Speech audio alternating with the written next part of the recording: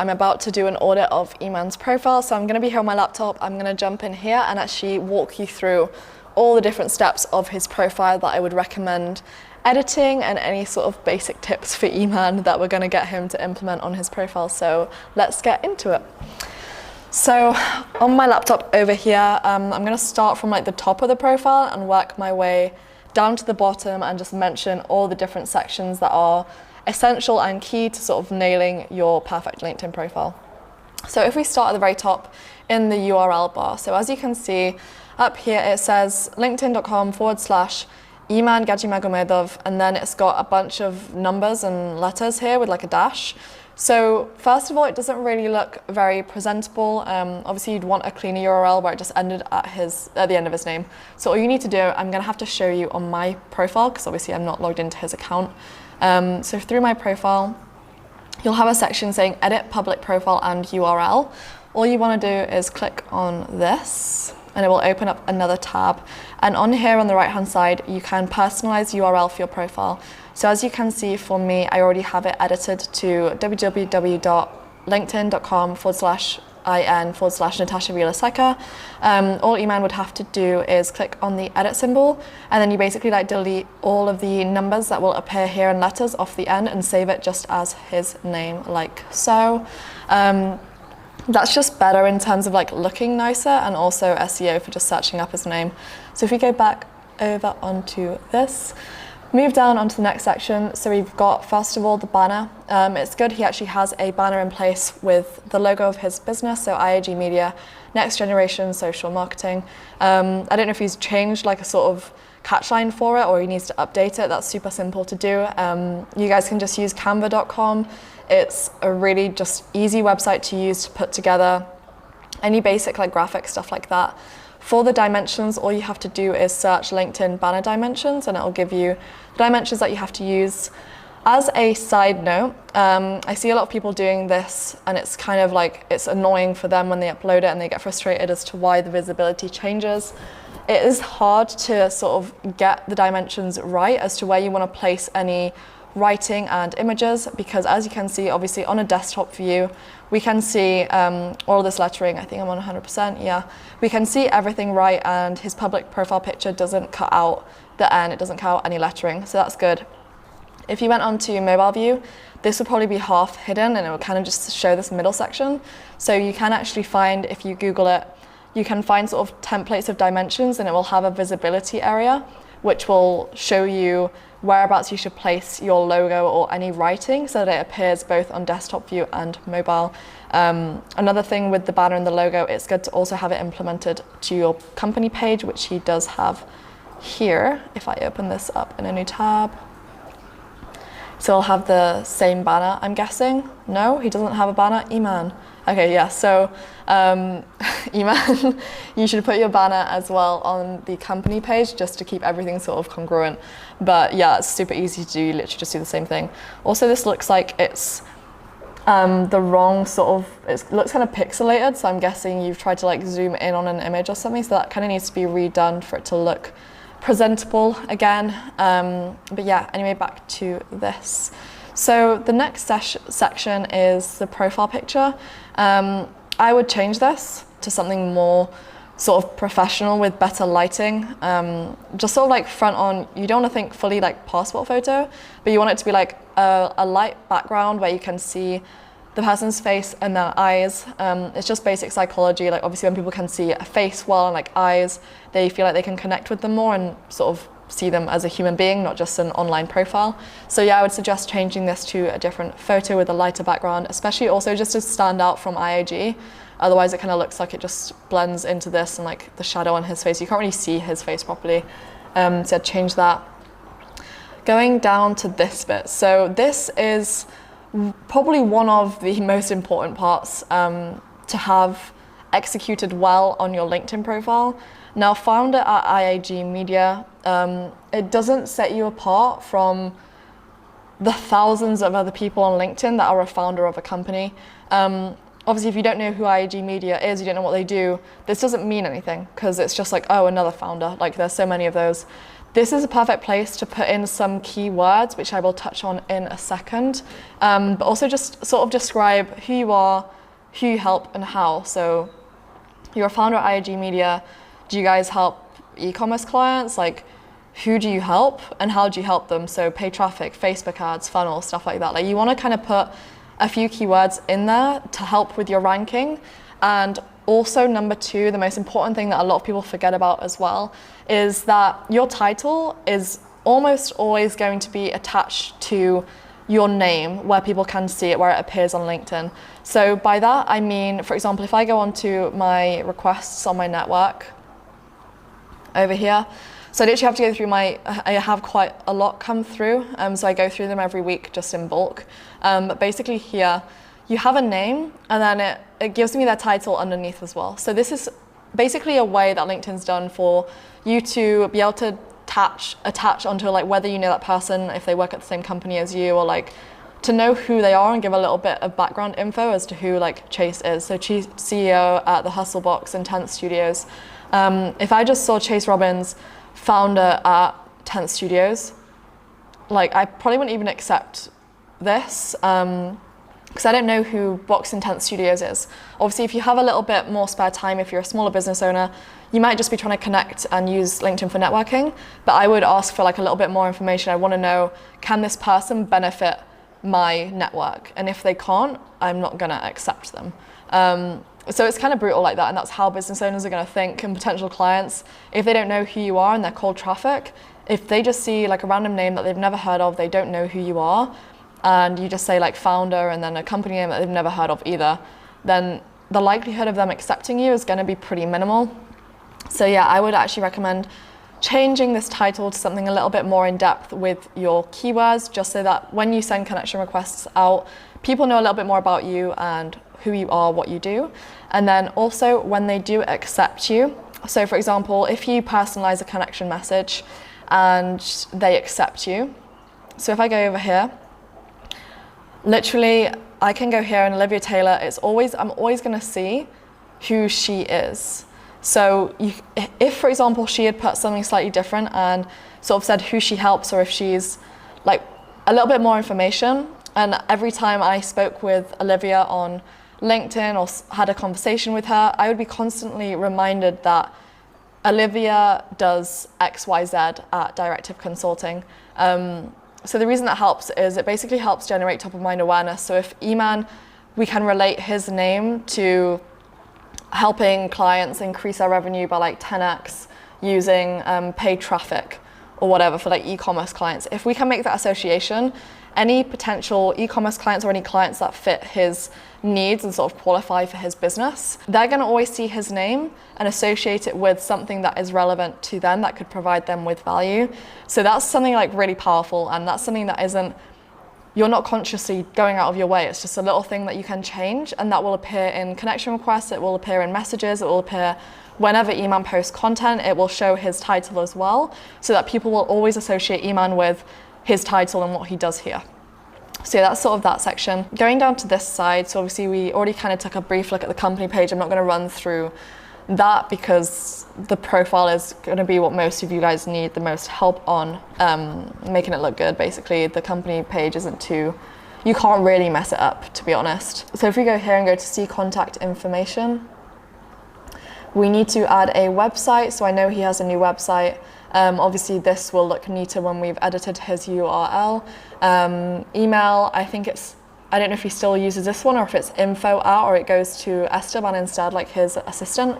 But basically all of this kind of needs to be updated and made to look a little bit neater. Also, if I know he has a case study funnel that's nearly put together, so he would be able to put that here and have it as another way that when people click on his contact information, they can just go through a case study funnel, learn more about what he does, and potentially go through that funnel and register as a client if they're even qualified. So that's the contact information.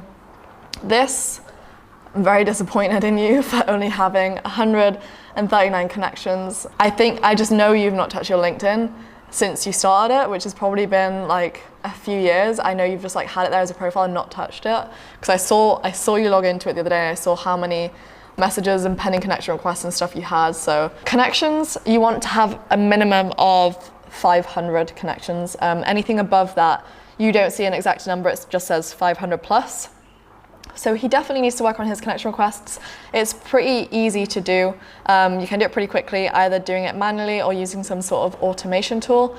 But yeah, it's for 2 things. So one, just to make it look like a legitimate profile that has sort of a bit of social proof. If someone tried to connect with me and I go onto their profile and they only have 139 connections, I probably wouldn't accept them unless they had the rest of their profile like just laid out immaculately and I could see that they were posting content but it was a new profile.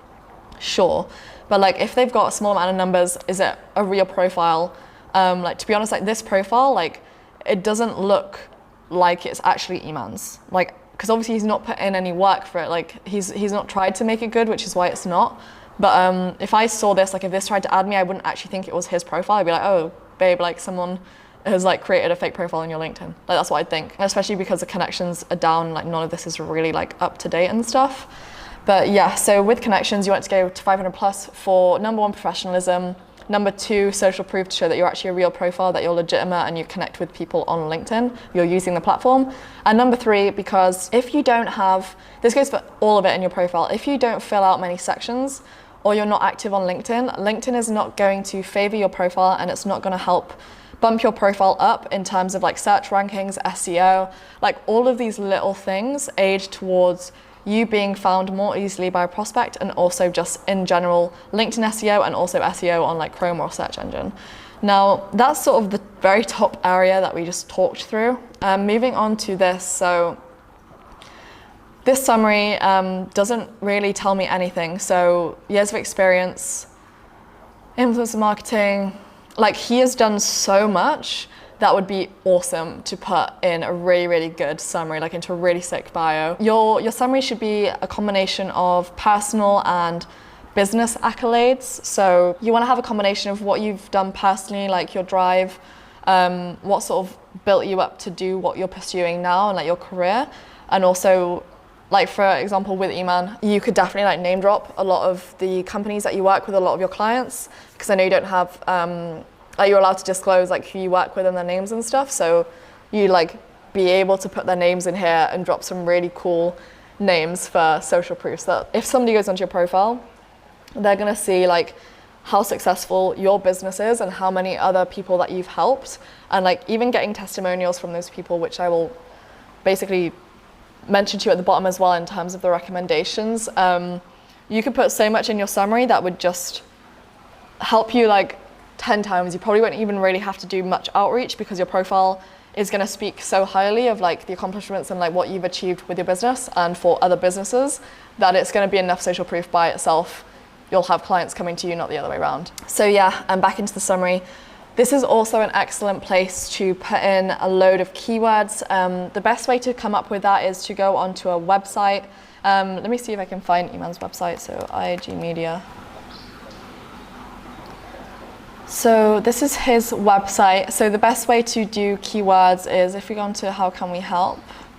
So here he's got the 2 different sort of offers that he has, the 2 different services. So we've got the 90-day paid traffic profit program and the webinar funnel sales funnel creation.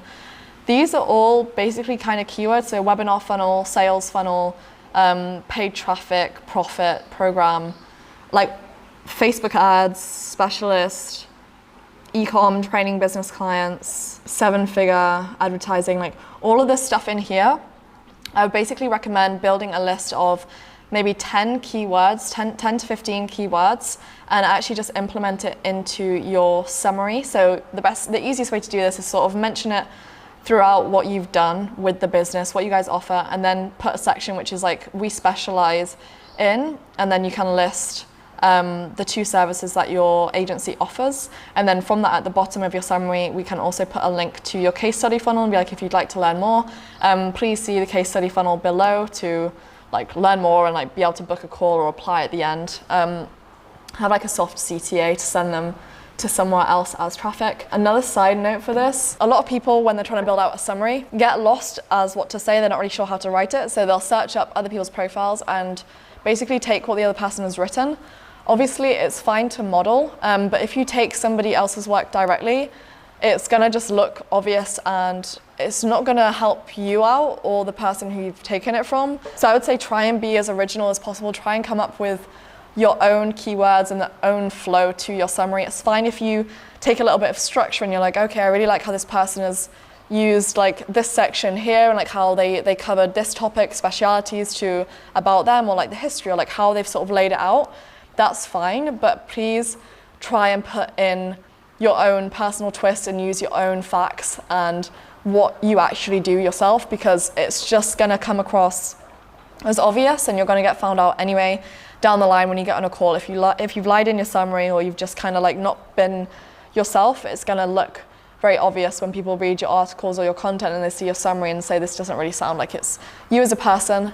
So please try and sort of feel free to get inspiration from people that have done it right, but do a bit of research. Like a lot of people put in time to write their summaries, put in research. Like I looked up articles on like general like LinkedIn profile writing and also other people's profiles and thought, okay, like what has everybody done right? What is working for these people? How could I make that work for me? And then I'm gonna combine it with my other ideas that I have and like mesh it together to create like my own original profile. You wanna do the same thing.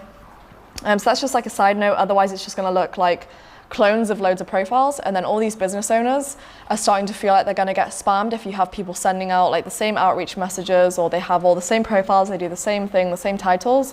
It's going to hinder yourself just as much as the other person, because the business owner is just going to be like, why is there like 10 people which have the exact same titles, summaries, and they do the same services, like trying to reach out to me. So do yourself like a favor and try and make it yours as much as possible, because it's just going to help you out in the long run. Anyway, sorry, short rant.